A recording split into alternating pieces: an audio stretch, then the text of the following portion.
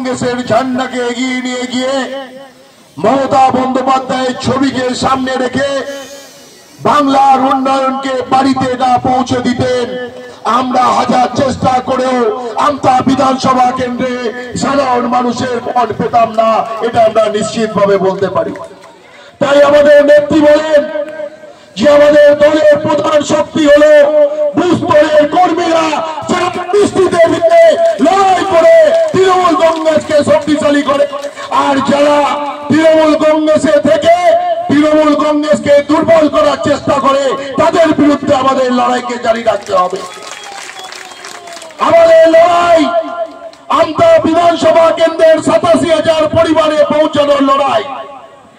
আমাদের লড়াই এই আমতা বিধানসভা কেন্দ্রের প্রতিটি কৃষক বন্ধুর জন্য লড়াই, আমতা বিধানসভা কেন্দ্রের প্রতিটি ছাত্র যুব মহিলাদের জন্য লড়াই। তাই আমাদের এই লড়াইয়ে যারা সঙ্গী, আমাদের এই লড়াইয়ে যারা সাথী, আমাদের এই লড়াইকে যারা এগিয়ে দেওয়ার জন্য আমাদের পাশে আছেন, আমরা তাদের ধন্যবাদ কৃতজ্ঞতা জানিয়ে ছোট করব না। আমি বলবো যে আমরা আপনাদের কাছে ঋণী যারা আজকে মঞ্চে দাঁড়িয়ে বক্তব্য রাখছি, কারণ আমরা যদি আপনাদের থেকে সহযোগিতা না পেতাম, আপনারা যদি বুথকে আগলে না রাখতেন, এই মঞ্চের কোনো দাম থাকতো না, এই মঞ্চের কোনো দাম থাকতো না। এই মঞ্চের দাম যদি সুপ্রতিষ্ঠিত করে থাকেন তাহলে করেছেন আপনারা, তাই আপনাদেরকে কুচকিত জানাই। বক্তব্য করবো না, আমি বলেছি 5-6 মিনিট 7 মিনিটের মধ্যে সভা শুরু শেষ করব।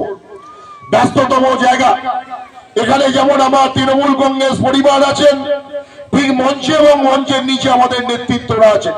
আমি ধন্যবাদ জানাবো রিজুকে, সারা বাংলা জুড়ে দলের নির্দেশে দলের কর্মসূচিকে বাস্তবায়িত করার জন্য একদিকে যেমন মিটিং মিছিল জনসভা, আবার একদিকে টিভির চ্যানেলে বসে দলকে প্রতিষ্ঠা করা, শক্তিটাকে উদ্ঘাটন করা মানুষের কাছে, সেই কাজটা করে থাকছে। এবং এই বৃষ্টির মধ্যেও আমরা যখন ব্যথাই থেকে একসঙ্গে আসছিলাম, আমরা বুঝতে পারছিলাম না যে আজকে সভা করতে পারবো, কিন্তু দেখুন সভা শুরু হলো, বৃষ্টি শেষ হলো, আপনারা এলেন, আমরা মিটিং কখন শেষ করবো ভাবছিলাম, এখন মনে হচ্ছে যে মিটিং বোধহয় আমরা চালিয়ে যেতেই পারি। উপরওয়ালারও আশীর্বাদ আছে, সর্বশক্তিমানের আশীর্বাদ আছে, দোয়া আছে।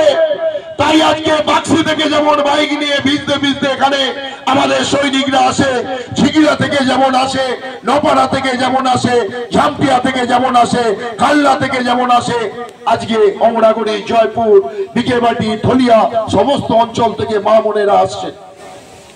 আজকে কোনো বিশেষ বক্তা বা আমাদের দলের কোনো নেতা আসার কথা আমরা বলিনি।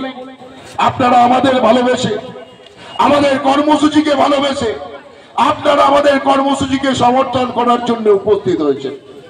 আজকে আমাদের মঞ্চে জায়গা কম, আমি দেখতে পাচ্ছি অনেক প্রধান, দলের সভাপতি, কর্মাধ্যক্ষ অনেকে নিচে আছেন, জনপ্রতিনিধিরা আছেন, মঞ্চে অশোক দ্বারা আছেন, প্রদীপ দ্বারা আছেন, মেহবুব ভাই আছে, হাসান দ্বারা আছেন, তরুণ দা আছে, শঙ্কর দ্বারা আছেন, অঞ্চলের সভাপতি থেকে কর্মাধ্যক্ষ, জেলা পরিষদ থেকে সবাই এখানে উপস্থিত আছেন। আমাদের 21শে জুলাই সকাল সকাল যেমন প্রতিবারে আমরা মমতা বন্দ্যোপাধ্যায়ের নেতৃত্বে ব্রিগেড সমাবেশকে ভরিয়ে তোলার কাজ করি, সেই কাজ করব। কিন্তু এখানে দাঁড়িয়ে আমাদেরও দুটো কথা বলার প্রয়োজন আছে বলে মনে করি। 1993 সাল বাংলার মানুষ ভোটাধিকার প্রয়োগ করতে পারত না, মিটিং মিছিল জনসভায় উপচে পড়ত সিপিএম বিরোধী জনসভাগুলোতে, কিন্তু ভোটে প্রতিফলিত হতো না। ছোট ছোট লাইনে দাঁড়িয়ে সচিত্র পরিচয়পত্র না থাকার জন্য আজকে যে কেউ গিয়ে গণতান্ত্রিক ভাবে মানুষের অধিকার হরণ করে সিপিএম আজকে রিগিং করে করে দিনের পর দিন তারা ক্ষমতায় ছিল। উপলব্ধি কে করেছিলেন? ভারতবর্ষের এখন রাজ্য এবং কেন্দ্র শাসিত অঞ্চল নিয়ে ৩০টা